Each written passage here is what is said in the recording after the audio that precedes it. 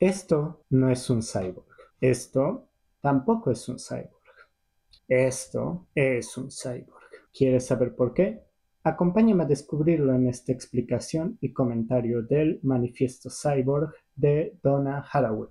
¿Qué es un manifiesto cyborg? A lo largo de los siglos XIX y XX, toda clase de movimientos artísticos anunciaron sus ideas y programas de acción a través de un tipo muy específico de texto, el manifiesto. Existe un manifiesto para cualquier idea que puedas pensar: socialismo, surrealismo, futurismo y más.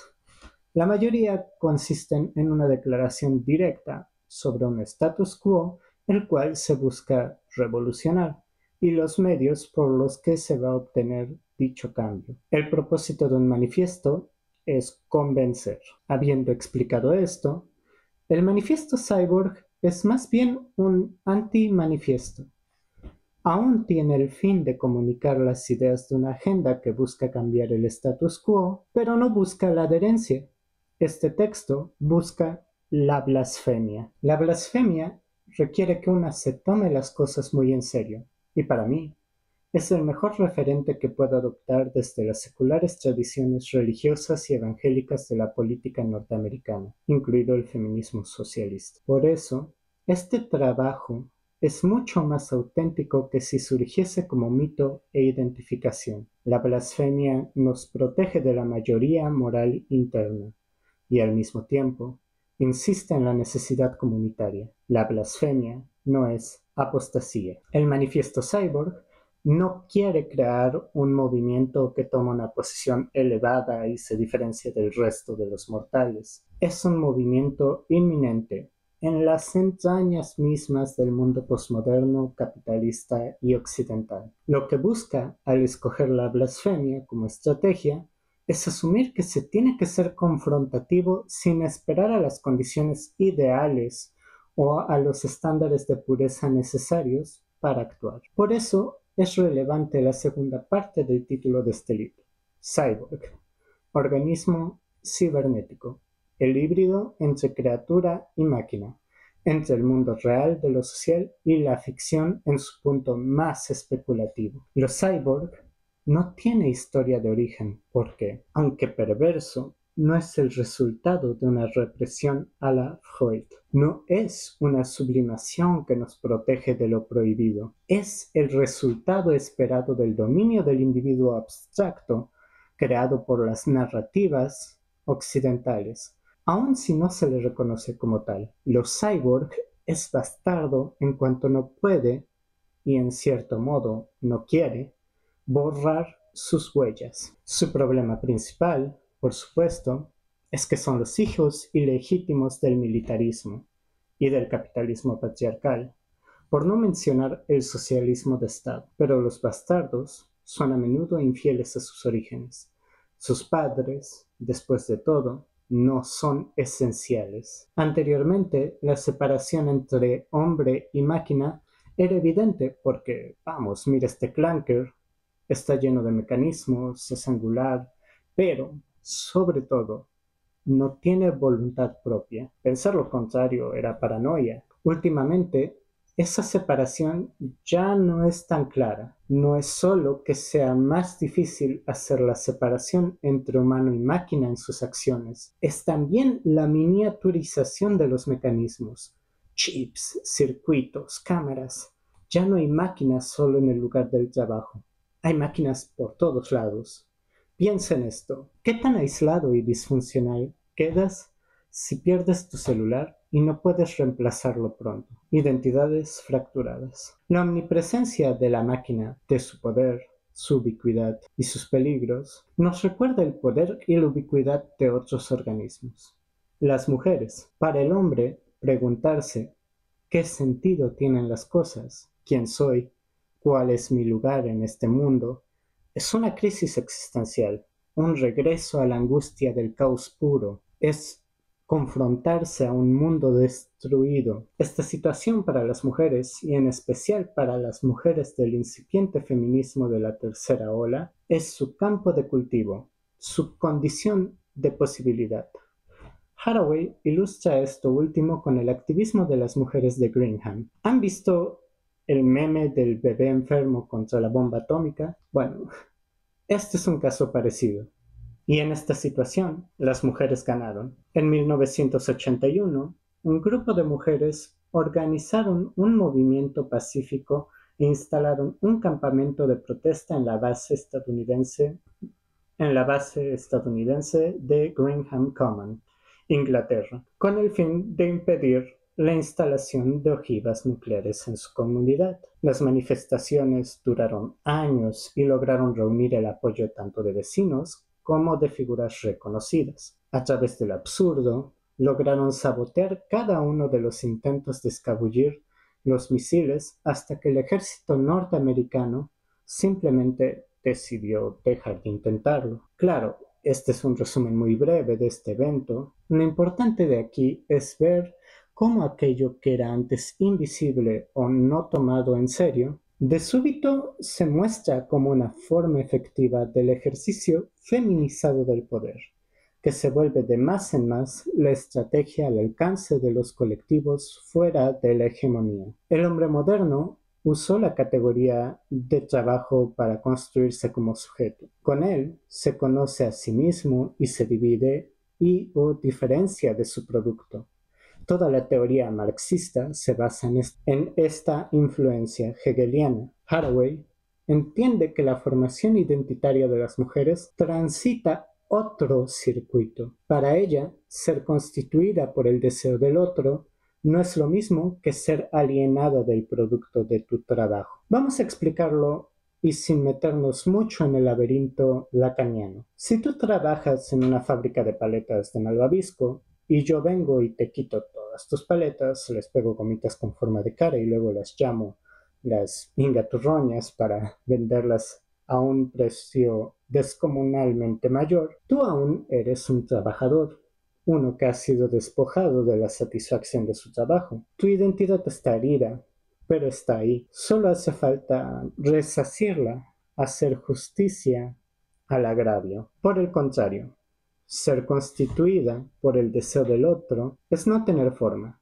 es ser toda negación posible de otro, cualquier ausencia del mismo. Esto puede ser un monstruo, bestia, animal, máquina, la muerte misma, o simplemente ser mujer. No hay nada que restituir o a lo cual hacer justicia porque no hay la memoria de una forma definida. Por lo tanto, toda ofensa puede y querrá extenderse al infinito. Para Haraway, la práctica feminista es asumir las consecuencias de esta situación. Por lo tanto, declara la misma como una manera de construir la conciencia como un yo que no es. Las mujeres no pueden articularse a partir del trabajo porque actividades como los cuidados o la maternidad, a las cuales en cierta forma han sido forzadas desde la antigüedad, no coinciden correctamente con cómo definimos y nos relacionamos con el trabajo. Haraway antagoniza las posturas marxistas que borran de forma involuntaria la pluralidad de voces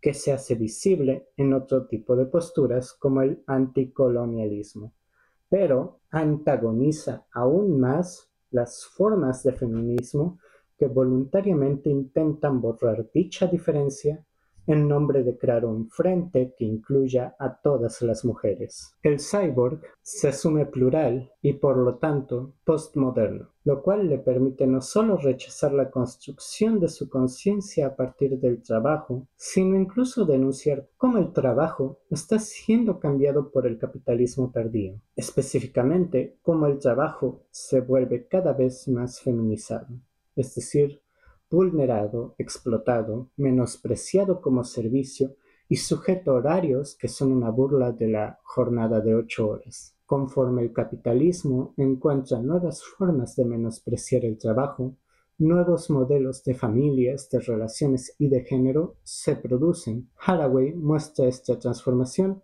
en los siguientes cambios de los modelos ejemplares de familia según las diferentes etapas de nuestro sistema económico. En el siglo XIX tenemos a la familia del núcleo patriarcal estructurada por la división entre lo público y lo privado, acompañada por el feminismo burgués angloamericano. Posteriormente tenemos a la familia moderna estructurada por el estado del bienestar y las instituciones como el salario familiar, ese que permitía sostener a una familia con un solo sueldo, que fueron a su vez acompañados por la bohemia que se propagó en el siglo XX. Y actualmente, la familia del trabajo casero, con cabezas de hogar femeninos, acompañada de su explosión de feminismos y la erosión del género. Aquí, el concepto de trabajo casero alude a la ya mencionada feminización del trabajo. Corresponde a los trabajos que, sin ser servicios domésticos, son tan o más precarizados que el trabajo doméstico. Véase, por ejemplo, las similitudes entre las recámaras de servicio de las viejas casas aristocráticas y la posibilidad de recibir una llamada o mensaje de tu jefe a las 11 de la noche para hacer un encargo urgente.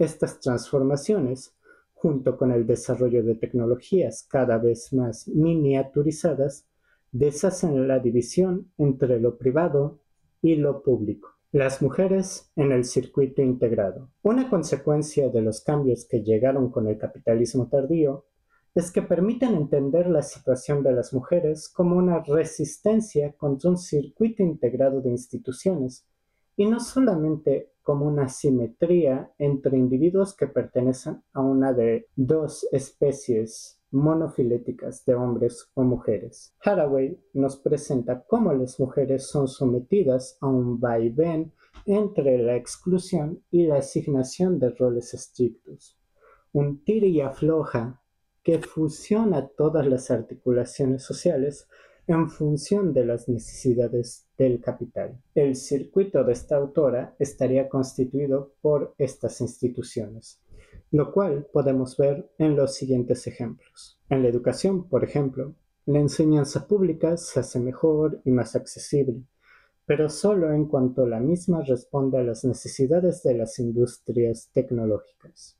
En el trabajo remunerado vemos la creación de puestos privilegiados para mujeres y personas de color, pero apenas lo suficientes para encubrir que detrás de ello hay una precarización progresiva de la mayoría de puestos de trabajo. Las mujeres parten de la confusión a las que las somete el capitalismo, pero la autora del manifiesto Cyborg añade, irónicamente, quizás podamos aprender de nuestras fusiones con animales y máquinas cómo no ser un hombre. Cyborgs, un mito de identidad política. Los cyborg no escribe un discurso sobre la caída. No trata de restaurar una totalidad anterior al lenguaje, a la escritura o al hombre. Este discurso va sobre la supervivencia. No tiene nada que ver sobre reparar una inocencia original. Este discurso habla sobre asumir que las herramientas que transformaron el mundo también se usan para abusar de los otros. La propuesta es apropiarse de esas herramientas. El feminismo asume a menudo que las mujeres tienen una posición epistemológica privilegiada, ya que viven en contacto con las cosas como se presentan en el día a día. Haraway no menosprecia este argumento, pero lo denuncia en su incompletitud. No bastan solo las satisfacciones de la victoria moral. Hay que recuperar el conocimiento producido por el hombre en lo que respecta a la competencia para construir y descubrir cosas. El género cyborg es una posibilidad local que cumple una venganza global. Las salamandras, al ser heridas, son capaces de regenerar el tejido dañado, pero este tejido no se regenera de manera perfecta. A menudo se producen todo tipo de deformaciones. La regeneración es monstruosa y lleva la huella de lo que causó la herida. Para Haraway, esto representa una ventaja, puesto que los cyborg no planea una resurrección de esquemas que no funcionaron y que no funcionarán en el futuro. Los cyborg está orientado a una utopía en la que los géneros desaparecen, y con ello todo un laberinto de dualismos con los que hemos explicado el cuerpo, el alma y las herramientas. Haraway concluye con una discreta alusión al mito del eterno retorno de Nietzsche. A pesar de que los dos bailan juntos el baile en espiral, prefiero ser un cyborg que una diosa. Comentario. Oh boy. Bueno, vamos a ver. Esta parte del video no la escribí como tal, sino que sale más espontáneamente para explicar lo que había ofrecido al principio del video, que es básicamente por qué Cyborg, el héroe de DC, no es un cyborg y sin embargo cualquier mujer que conozcas o incluso cualquier mujer en la representación ficticia como aquella de la Voyager Number One están más cerca de una visión feminista de los cyborgs. Si tú ves a Cyborg, él es más, como todos los superhéroes, una fantasía de poder y en especial una fantasía de poder masculino. Es decir, dependiendo de las versiones del superhéroe, tomas a un hombre que era de por sí atlético e inteligente y luego, de nuevo, un poco la historia varía según qué cyborg percibas, eh, lo sometes a un tipo de trasplantes que lo suplementan y magnifican eso que de por sí ya era suyo. E incluso en su tragedia, Cyborg está marcado, es por volver a un estado original o natural que él considera que es más óptimo para él. Claro, esto es por hacer una gran generalización, ¿no? Hay aspectos en los que de hecho está cerca de lo que es los cyborg, de acuerdo a Haraway. Un gran ejemplo de ello es su racialización, ¿no? Porque en particular un hombre negro es el protagonista de esta historia en el cual es intervenido, de nuevo, de acuerdo según la versión que elijas, un poco como en contra de su voluntad. Y bueno, hay también toda una historia sobre la objetualización de las habilidades físicas eh, de las poblaciones afroamericanas. Entonces, no es tan simple como decir categóricamente no hay nada de cyborg en Cyborg de DC, pero ciertamente está lejos de lo que Haraway propone. Por otro lado, la mujer dibujada en la sonda espacial Voyager está más cercana a los cyborg, no solo por la cuestión de que es una mujer atrapada en una pieza de tecnología, por decirlo así, sino porque también lo es a partir de una forma de fabricar conocimiento que es particularmente y que ha sido particularmente masculina, hegemónica y que tiene la tendencia a reducir las cosas a su mínimo denominador